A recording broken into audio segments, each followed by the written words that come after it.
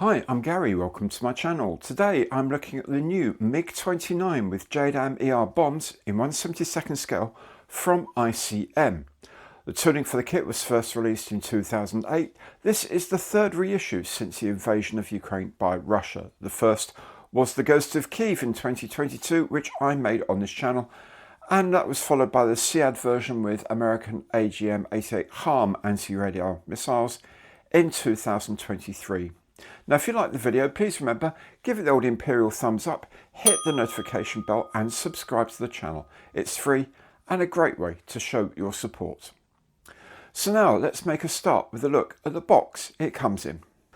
So here is the box of the MiG-29 with JDAM-ER bombs of the Ukrainian Air Forces. Beautiful piece of artwork of it here, pulling up into its nose-up manoeuvre to lob the bombs onto on their way. They carry quite a long way if you release them in the right way. 1/72nd scale, 72144 is the product code.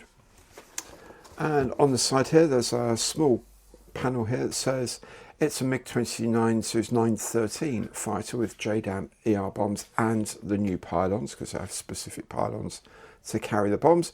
You can, if you like, build it as a fighter with air-to-air missiles instead.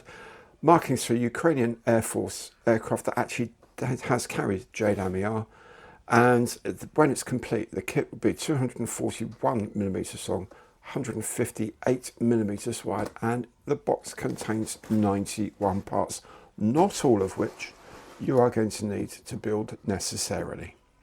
So let's have a look inside the box and see what we get for our money.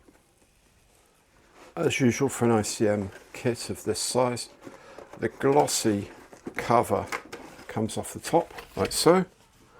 There's inside a very sturdy cardboard box with a flip top that gives you access to the content. It's also very useful for keeping things in whilst you're building them.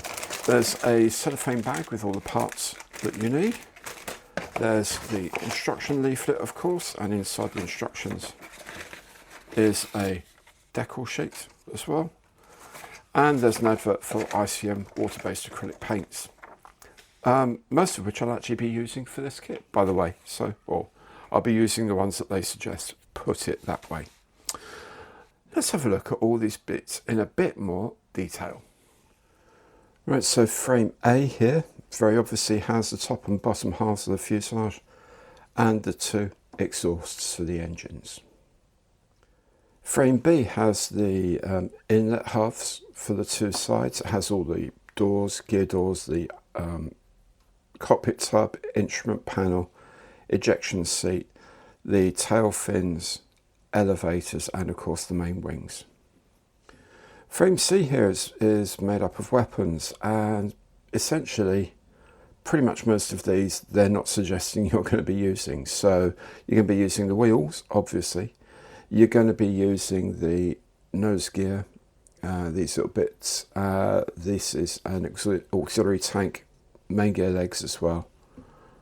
And probably not a lot else, unless you want to do it as a fighter, in which case you can use the R27s, the aphids, and the archers as well, if you really wanted to. You get two frames marked C1. Each of these has actually a HARM, an AGM-88 missile in pieces, and a pair of archers, A11 archers, in case you want to use those. These are presumably a hangover from a previous kit, which was HARM launching MiG-29s. But anyway, you get two of them. Likewise, you also get two frames C2, and these are the JDAM-ER bombs themselves. 500-pound bombs, that's what, just over 200 kilo. Folded wings, the wing assembly, the support assembly, and launch rails as well. And there's one for each bomb, one set for each bomb, I should say. Then of course there's the clear frame. This is the canopy, windshield, and two landing lights and a navigation light. Looking at the mouldings here, they're not too bad. Panel lines are okay. There's bits of flash somewhere around the edges here. Nothing major though, not huge amounts of it. The mouldings are relatively basic. This comes from 2008, and in many ways it was a different time for ICM. These days they would definitely have all these bits and pieces of boxes, and all that would be separate parts that you could make up. There'd be a lot more detail up there. The louvers, they look okay. You can see through them.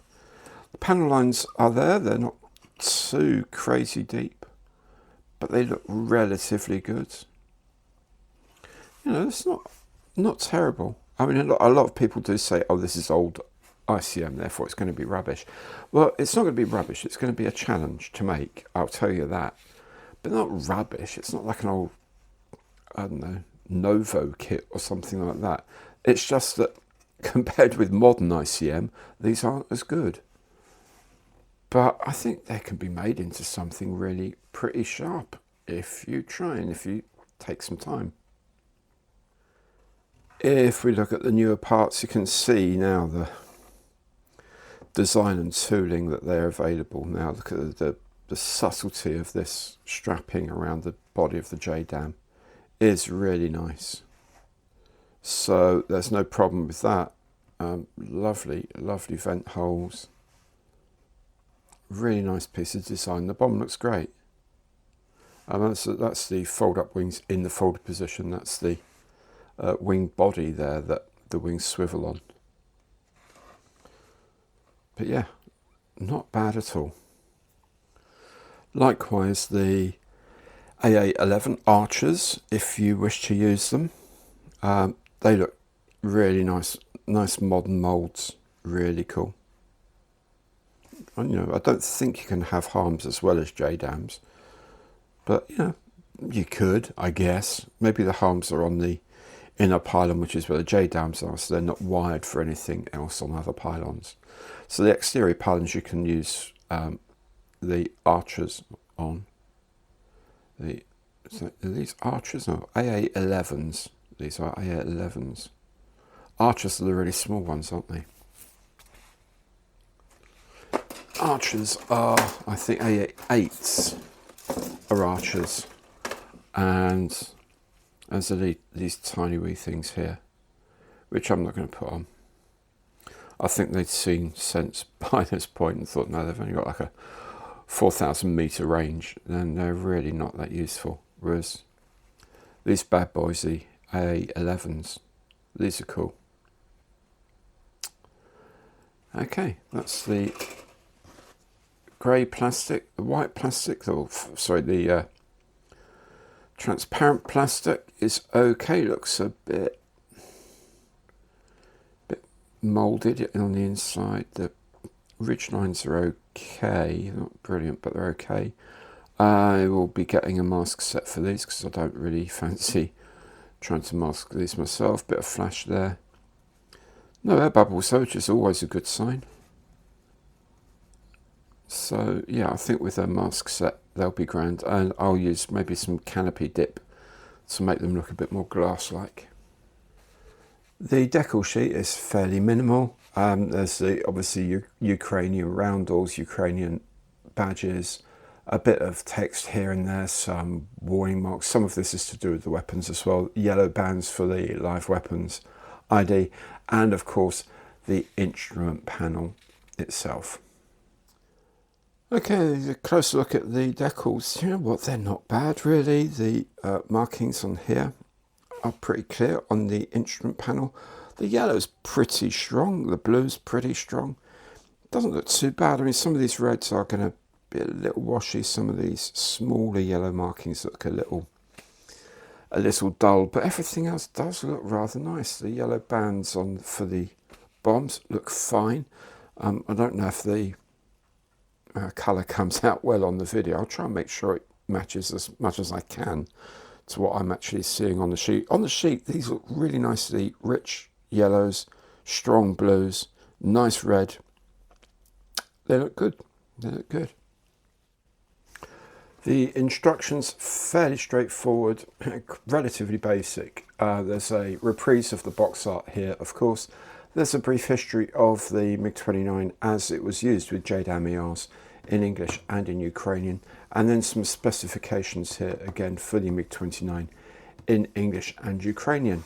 The colour callouts are here. They reference ICM's own colour palette. The only one that requires mixing is this sort of mid-sky blue here, which is made of two ICM colours there. Other than that, all pretty straightforward. The icons are here as well. You can see what they all mean. And there's a QR code here which just takes you to their YouTube channel if you want to have a nose at that.